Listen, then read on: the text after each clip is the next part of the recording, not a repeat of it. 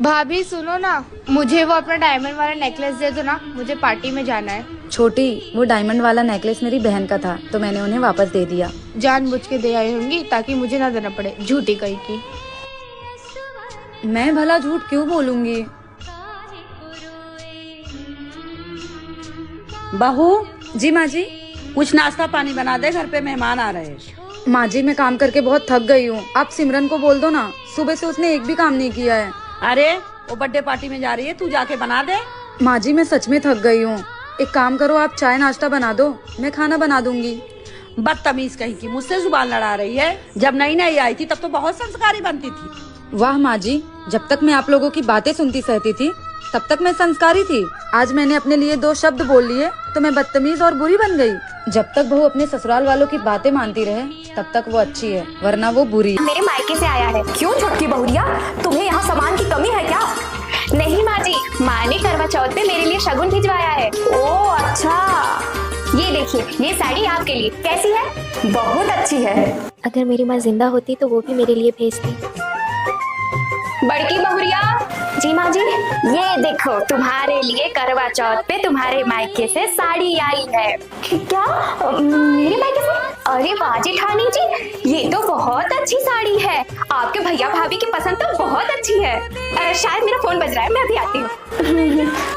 माँ जी, मुझे पता है कि ये मेरे भैया भाभी नहीं भेज सकते हैं। आपको तो पता ही है ना कि वो लोग कैसे हैं। हाँ सब पता है। छुटकी बहुरिया की माँ ने करवा चौथ पे उसे शगुन भेजा है और तुम्हारे भैया तो तुम्हें भेजने से रहे। छुटकी बहुरिया के सामने तुम्हारे मायके का मान कम ना हो, इसलिए ये सब मैं खरीद के लाई हूँ। आखिर मैं भी तो तुम्हारी माँ हूँ ना। माँ जी, आप मेरी सास नहीं बल्कि आप मेरी माँ है।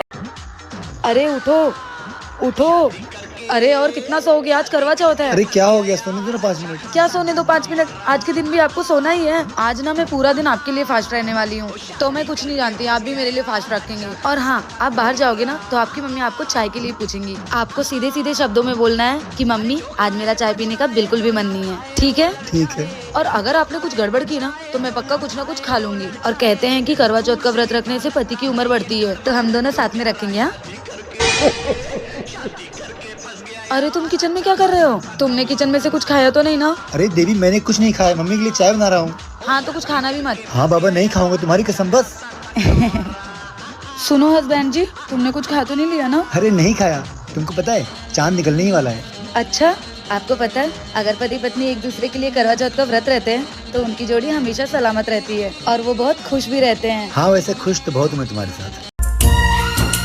छोटी बहू। जी माँ जी। जो तुम्हारे पास सबसे अच्छी साड़ी है वो मेरी बेटी को दे दो, इसे इसकी फ्रेंड की शादी में पहन के जाना है। ठीक है, देख लीजिए दीदी आप। छी, गरीबों वाली साड़ियाँ। ऐसी साड़ी तो मेरे ससुराल में नौकरानियाँ पहनती है। वाओ मम्मी, ये साड़ी कितनी सुंदर लग रही है। मैं यही पहनूंगी अपनी फ्रेंड की शादी में। हाँ हाँ बेटा, जो तुझे पसंद है वो तू लेके जा, तुझे किसी से पूछने की जरूरत नहीं है। सुनो, मैं आती हूँ, तब तक इस बैग को यही रखे रहने देना। मैं आऊंगी तब एक एक साड़ी को गौर से लिखूंगी, आया समझ में? रुको। तुम्हारी हिम्मत कैसे हुई मेरी बेटी के हाथ में से साड़ी छीनने की? तुमने सुना नहीं उसने क्या कहा?